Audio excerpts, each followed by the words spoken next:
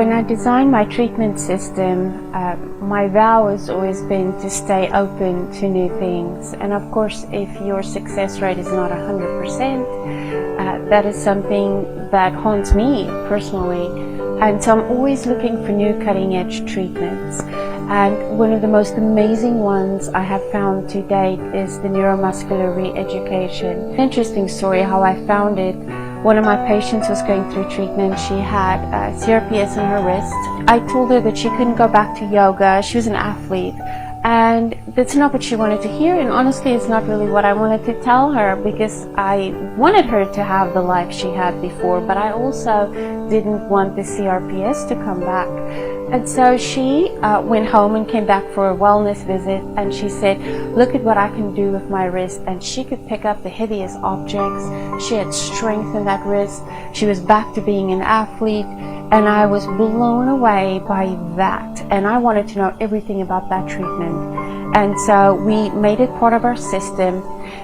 We have perfected it since, in that my therapists have worked with so many complex cases, chronic pain cases like Ehlers-DanlosSyndrome or complex regional pain syndrome, where we now really have perfected the way to rehabilitate these patients.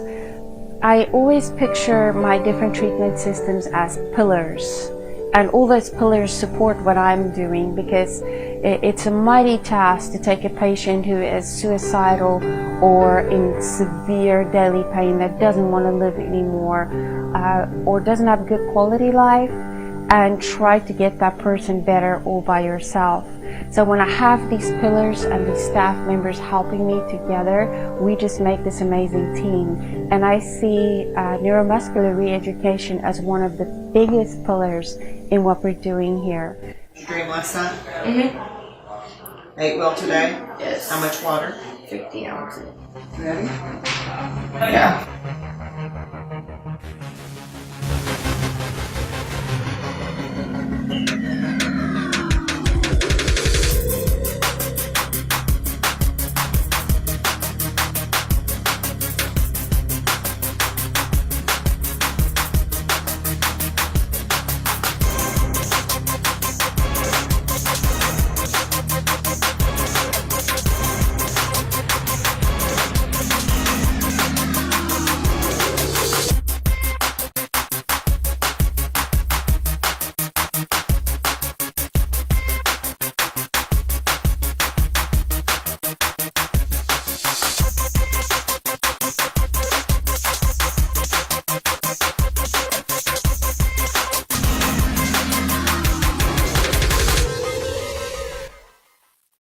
Neuromuscular re-education is resetting the body back to the way it was designed to move.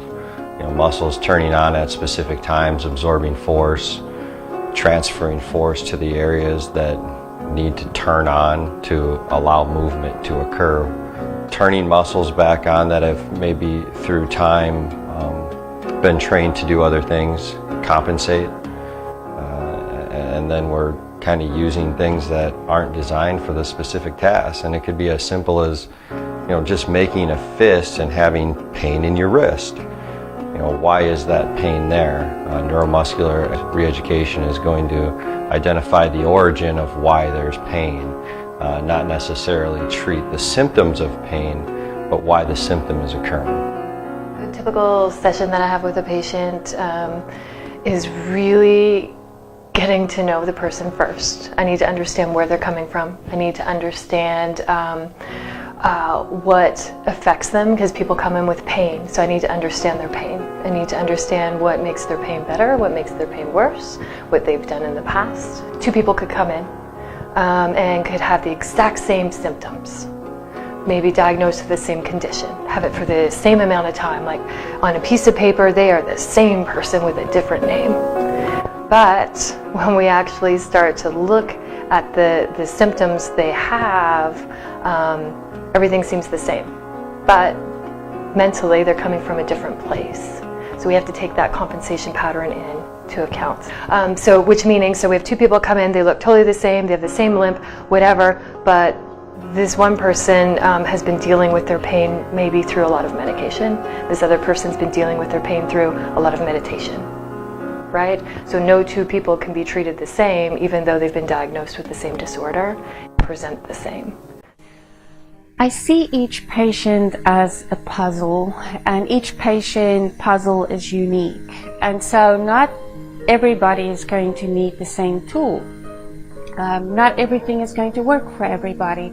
For example, neuromuscular reeducation is such a fantastic tool, but not everybody is physically able to do it. If you have a patient that comes in and they're bedridden and their pain is what we call 100 on the 10 scale, sometimes they will not be able to physically manage the neuromuscular reeducation.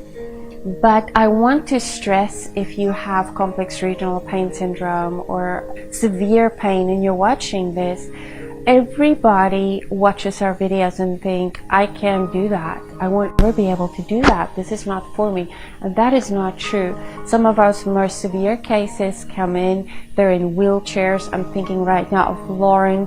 This week she's been paralyzed for 3 years below the waist. Full body complex regional pain syndrome, and she could kick that leg up so high. So we start with baby steps. We certainly don't expect everybody to get out of their wheelchair and be able to walk, but we just start with step 1, which is reconnecting the brain with the body, and then we move forward with baby steps with our very incredible therapists that are there every step of the way going through that treatment process with our patients. Sessions can be a little bit intense. You know, I don't want to call them painful, but there's work involved. It's not something that you can just plug 2 quarters and sit and let it all work for you. You have to work for it too. It isn't easy being here. First of all, it's a long day and you do a lot and you're constantly dealing with people.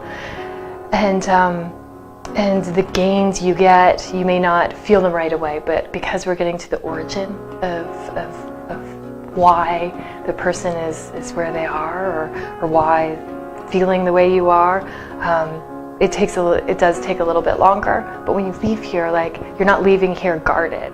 When you leave neuromuscular reeducation, you have a greater knowledge of how things should happen, how you should move, what compensation is, not moving with compensation. You know, we created a compensation pattern, and we eliminated that compensation pattern.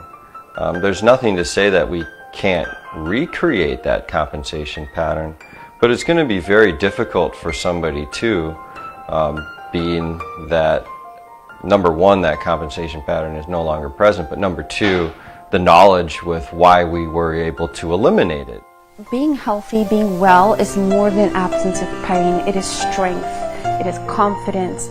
It's knowing that you can go back to your life. You can play with your kids. You can play basketball again. You can run. You can do the things that you thought your body would never be capable of doing again. And this tool allows us to give that back to patients and return that strength to them. What's your pain level? It was a 1 when it started, now it's a 6. We'll notice it, but you may not notice it because you're like, well, yeah, I can bend my knee, but I still have pain. Yes, we're getting to the origin of it. So we have to get so many things lined up before we can get that real root of the problem gone. But the journey along the way for us, for me anyways, is totally emotional because I see the changes. It totally makes me tear up just thinking about it right now.